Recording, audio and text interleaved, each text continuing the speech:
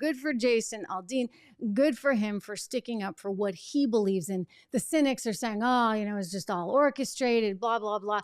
I don't think so. I do not think so. I think that this was a heartfelt song that he wrote, and it kind of took on that viral effect when it was heavily criticized. And so people went back and watched it, and they listened to it, and they liked it. And now everybody, if you're watching this right now and you haven't heard the song, I'm sure you're going to go listen to the song, so it's going to help it even more. I think that is really just an example of this groundswelling when people are like, wait a second, you guys are just going too far. You're going too far. Interestingly, he beat out, do you know Lizzo? Lizzo, the sort of heavy set woman who's very proud of being very, very heavy set. And she did the Barbie soundtrack. So Jason Aldean coming in ahead. If you don't know Lizzo, maybe this will remind you. Here she is at, I believe it was the Library of Congress, getting the chance to play James Madison's, very, very old, we're talking hundreds of years old, crystal flute.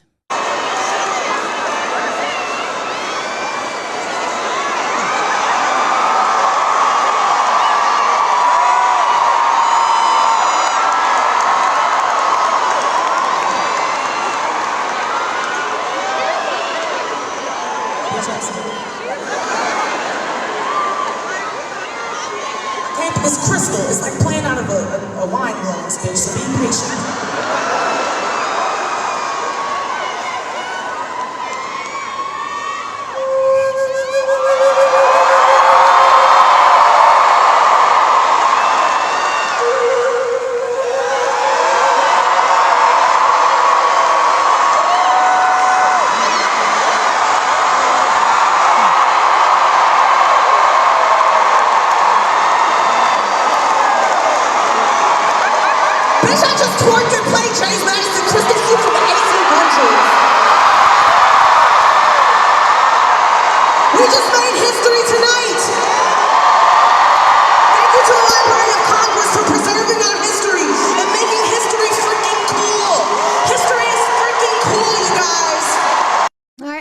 Disagree. History is freaking cool. I was a history major. I love early American history, especially. So James Madison's flute, that's pretty darn cool. I didn't know he had a crystal flute.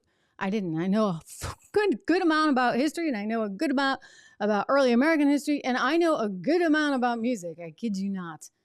Don't even try. Like any trivia on opera, I get to beat any day of the week. It's a very, very strange party trick. Anyway, I had no idea there was a crystal flute. So that was interesting. But, I could have done without the sort of booty shaking and the costume, the very, very revealing costume. But that's, part of her shtick, which is why I was so surprised and so confused when I saw this story.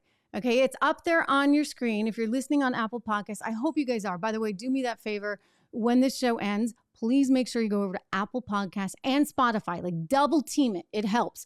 Go over there and follow the show. It's all for free and every bit helps. I am not kidding. I'm building this from the ground up with all of you. So I appreciate all that effort that you guys put in. Anyway, Lizzo accused of sexual harassment and fat shaming Arianna Davis, Crystal Williams, and Noelle Rodriguez. So I'm not familiar with any of those people, but apparently those are the dancers. And so I was confused by this. I saw the fat shaming thing and I'm like, okay, this is Lizzo. I think she's really, really proud of her size.